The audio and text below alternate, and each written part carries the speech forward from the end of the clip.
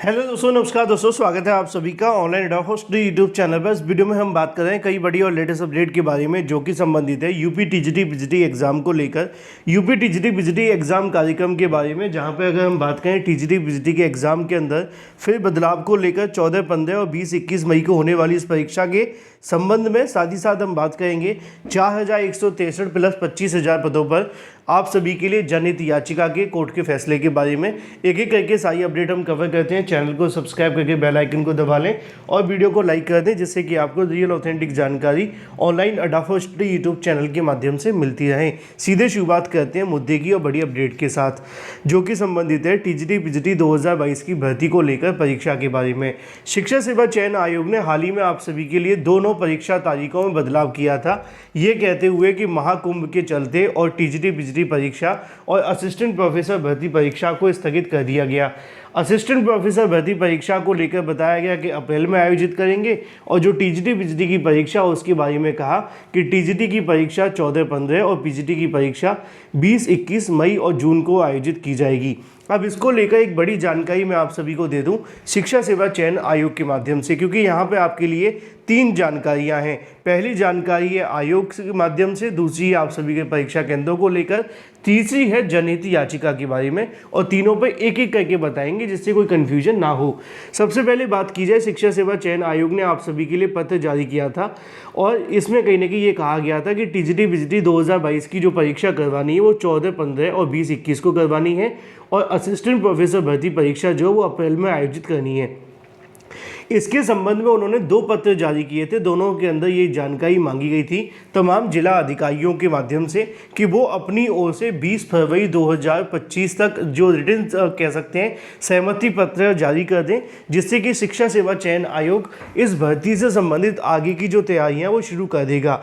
और जो मुझे जानकारी आज अभी आप सभी के सामने मिली है लेटेस्ट, यानी कि वो ये है कि शिक्षा सेवा चयन आयोग के पास में किसी भी परीक्षा केंद्र के माध्यम से किसी भी तरीके का कोई भी कंफर्मेशन लेटर अभी तक प्राप्त नहीं हुआ है। अब इसका मतलब ये बिल्कुल भी नहीं है कि शिक्षा सेवा चयन आयोग के पास में परीक्षा को लेकर कोई भी या प्रोसेस शुरू कर दिया गया है या कोई भी प्रोसेस कहीं ना कहीं लटका हुआ है, क्योंकि जब तक परीक्षा केंद्र की कंफर्मेशन नहीं मिलेगी आयोग भर्ती से संबंधित कोई भी कार्य नहीं कर सकता, चाहे वो आप सभी के पेपर को छपवाना हो, क्वेश्चन पेपर बनवाना हो या इसके अलावा और भी बहुत सारे काम, क्योंकि परीक्षा की तारीख तय होगी तभी तो परीक्षा से संबंधित कार्य शुरू किए जाएंगे। और अगर पहले से पेपर बनवा लिया तो आप जानते हैं लीक होने की समस्या बहुत बड़ी है अपने प्रदेश के अंदर। तो शिक्षा सेवा चयन आयोग ने सोचा था कि चलो ठीक है, परीक्षा की तारीखें हमने आगे बढ़ा दी हैं, मई और जून में करवा दी हैं, तो ऐसे में क्या होगा कि परीक्षा की तारीखें आसानी से मिल जानी चाहिए, क्योंकि मई और जून में ज़्यादातर स्कूल बंद रहते हैं और स्कूल बंद रहने से परीक्षा कराने में आसानी भी होगी।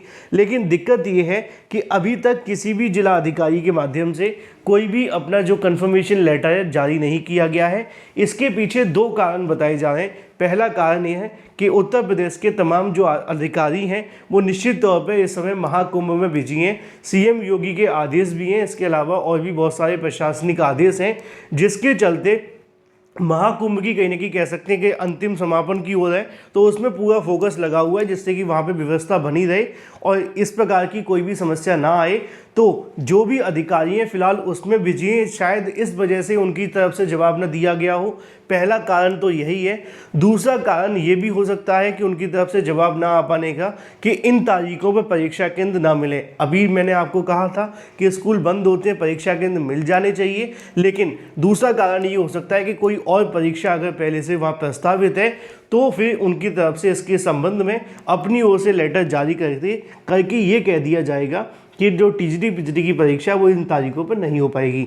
लेकिन दिक्कत यह है कि किसी भी परीक्षा केंद्र की तरफ से कोई भी यहाँ पे कंफर्मेशन लेटर अभी तक प्राप्त नहीं हुआ है शिक्षा सेवा चयन आयोग को। अब क्या इसमें बदलाव करेंगे या परीक्षा को आगे बढ़ाएंगे, या शिक्षा सेवा चयन आयोग के माध्यम से 20 तारीख तक इंतजार करते हुए अगर कोई भी कंफर्म नहीं मिल पाता है या कोई भी लेटर नहीं आ पाता है, सहमति नहीं मिलती है, तो जो अधिकारियों ने मुझे जानकारी दी है उसके मुताबिक वो एक बार फिर से दोबारा लेटर जारी करेंगे और ये लेटर फिर आप सभी के लिए अंतिम होगा।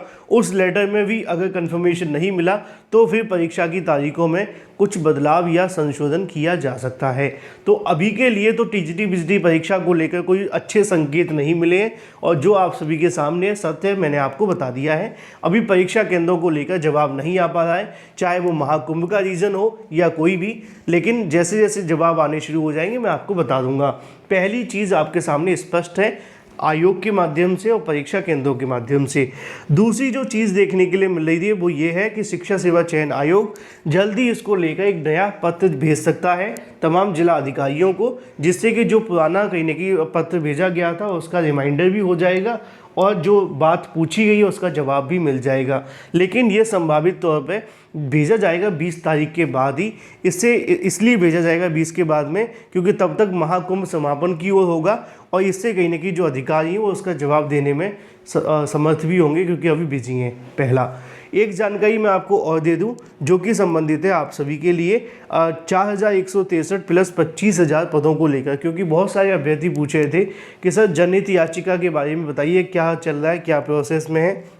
क्योंकि इसको लेकर मैंने आपको बताया भी था कि कुछ अभ्यर्थियों के माध्यम से एक PIL दाखिल की जा रही है और इसका जो ग्राउंड है वो यही है कि जो टीजीटी बीजीटी की भर्ती निकाली गई 4163 पदों पर, इसमें 13 लाख से ज़्यादा अभ्यर्थियों ने आवेदन किया है। तो ऐसे में बड़ी संख्या में टीजीटी बीजीटी के पद खाली हैं, तो क्यों ना ऐसा किया जाए कि जो टीजीटी बीजीटी के पद खाली हैं उनको इसके अंदर जोड़कर परीक्षा करवा ली जाए, जिससे कि ज़्यादा से ज़्यादा अभ्यर्थियों को बेनिफिट मिले और अभ्यर्थियों के फ़ायदे के लिए या फिर ये कहें कि जनहित में इस याचिका को दाखिल किया जा रहा था। मैं इसलिए बोल रहा हूँ क्योंकि अभी तक इसको दाखिल नहीं किया गया है। जो मुझे जानकारी मिली थी उसके मुताबिक यहाँ पे कहीं ना कहीं अभ्यर्थियों के माध्यम से अधिवक्ताओं को पूरी डिटेल दे दी गई थी और बताया भी गया था कि जो जल्द से जल्द इस याचिका को दाखिल कर दिया जाएगा।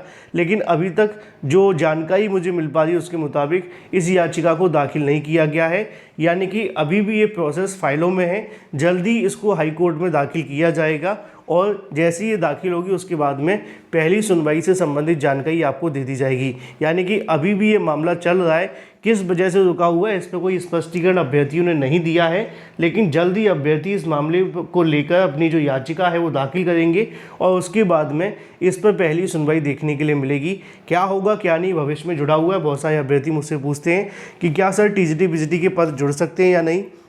तो देखो, आप जानते हैं इस बात को कि कोर्ट चाहे तो कुछ भी कर सकती है, कोर्ट चाहे तो कुछ भी कर सकती है, लेकिन सरकार अगर ना चाहे तो वो कोर्ट को कहीं ना कहीं अपनी तरीके से मना भी लेती है। यानी कि वो कह देते हैं ना, जैसे कि 69,000 में देखा है शिक्षा मित्रों को मनाना था तो कह दिया कि एक मौका देके मना लिया।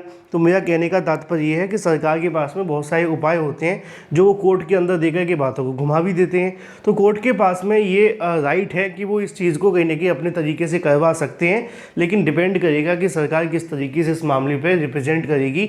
लेकिन अभी के लिए मामला 50-50 है, मान करके चलें जो भी होगा वो कोर्ट से ही हो सकता है। सरकार के मन में तो अभी पद जोड़ने की कोई मंशा है नहीं। Thank you for watching this video.